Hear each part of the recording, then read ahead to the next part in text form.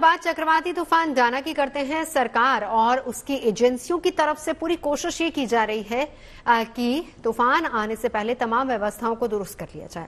व्यवस्थाओं के दम पर डाना के डर का खात्मा किया जाएगा और इस प्राकृतिक आपदा से निपटने के लिए एनडीआरएफ जैसी एजेंसियां पूरी तरह से मुस्तैद हैं। बंगाल की खाड़ी में बना गंभीर चक्रवाती तूफान 24 अक्टूबर की शाम को ओडिशा के तट से टकराएगा। अभी इसकी रफ्तार 110 से 120 किलोमीटर प्रति घंटे की है और मौसम विभाग का मानना है कि इस चक्रवाती तूफान की वजह से ओडिशा और बंगाल में तेज हवाएं चल सकती हैं, भारी बारिश आ सकती है। 24 से 26 अक्टूबर तक इस चक्रवात का असर कई राज्यों, खासकर ओडिशा और बंगाल के तटीय इलाकों में देखने को मिलेगा और यही वजह है कि मौसम विभाग ने रेड अलर्ट जारी कर दिया है।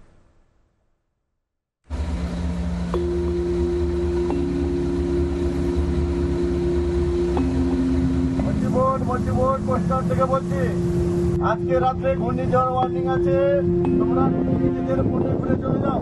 बंगाल की खाड़ी में समंदर के सन्नाटे को चीरता ये लाउड स्पीकर भारतीय कोस्ट गार्ड का है, जिससे दी जाने वाली चेतावनी का मकसद पश्चिम बंगाल के हल्दिया बंदरगाह के नजदीक अपनी रोजी रोटी के लिए भटक रहे मछुआरों को समंदर से दूर रखना है। মচিবোট কোস্টাল থেকে বলছি আজকে রাতে ঘূর্ণিঝড় ওয়ার্নিং আছে, তোমরা নিজেদের ফোনে ঘুরে চলে যাও।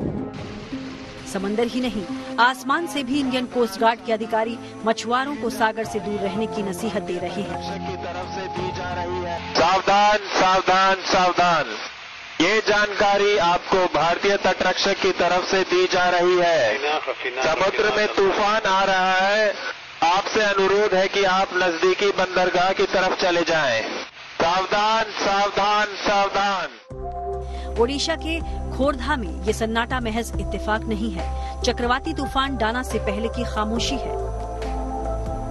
ओडिशा के खोरधा की फिजाओं में हलचल नहीं, सिर्फ लाउड स्पीकर का शोर सुनाई दे रहा है, जिसका इस्तेमाल वहां रहने वाले लोग, खासकर मछुआरों को सतर्क करने के लिए किया जा रहा है। सृष्टि लघुचाप जोगु बात्या हेबार संभावना अछि, तेणु मत्स्यजीवी भाई मानक चिलिका भीतर को जाई माछ मारिया को हमें बारण कर। चक्रवाती तूफान की दस्तक से पहले ही मछुआरे समंदर से दूरी बना चुके हैं। अब मोटी मोटी रस्सियों के सहारे नावों को महफूज रखना ही उनका मकसद है। अंडमान सागर से उठा साइक्लोन डाना तेजी से बंगाल की खाड़ी की ओर दस्तक देने के लिए बढ़ रहा है। 24 अक्टूबर तक गंभीर चक्रवाती तूफान में बदलने वाला डाना 25 अक्टूबर की सुबह तक ओडिशा के पुरी और पश्चिम बंगाल के सागर द्वीप के बीच पूरी रफ्तार से टकरा सकता है। इस दौरान हवाओं की रफ्तार 100 से 110 किलोमीटर प्रति घंटा हो सकती है, जो 120 किलोमीटर प्रति घंटा तक पहुंच सकती है। इसका इम्पैक्ट में जो कोस्ट का नज़दीक जो एरिया है, कोस्टल एरिया में जो नीची एरिया है वहाँ पर पानी जमने का संभावना रहेगा भारी बारिश की वजह से। जो वीक स्ट्रक्चर है, वल्नरेबल स्ट्रक्चर जैसे कि कच्चा हाउस, कच्चा रोड, ये सारे डैमेज होने का पॉसिबिलिटी है। पेड़ कुछ अपरूटेड होने का चांसेस रहेगा। ट्रैफिक डिसरप्शन का पॉसिबिलिटी है। मेनली कोस्ट के आसपास जो जिले हैं, जो एरिया है, वो सारे इलाके में, कोस्ट के नज़दीक के एरिया में मैक्सिमम इम्पैक्ट रहेगा इसका। इस तूफान को देखते हुए ओडिशा और पश्चिम बंगाल की सरकारें अपने स्तर पर कई तरह के एहतियाती कदम उठा रही हैं। चक्रवात की आशंका को मद्देनजर रखते हुए ओडिशा में 3 दिन के लिए स्कूल कॉलेजेस बंद कर दिए गए हैं। सरकारी कर्मचारियों की छुट्टियां 26 अक्टूबर तक रद्द कर दी गई हैं।